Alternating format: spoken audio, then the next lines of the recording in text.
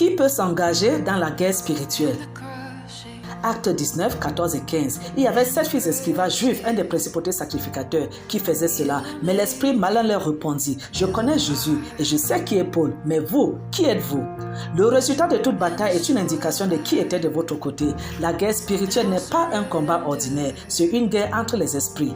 Les esprits ont connaissance de l'esprit en action à tout moment donné. Vous ne pouvez pas utiliser le pouvoir de l'esprit avec lequel vous n'avez pas de relation.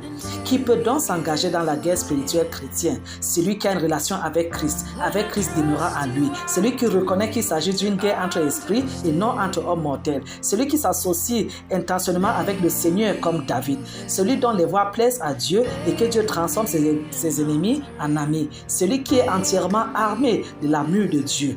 Point clé, celui qui est du côté du Seigneur Jésus est déjà victorieux. Rejoignez le camp des gagnants aujourd'hui. Que Dieu bénisse votre obéissance au nom de Jésus.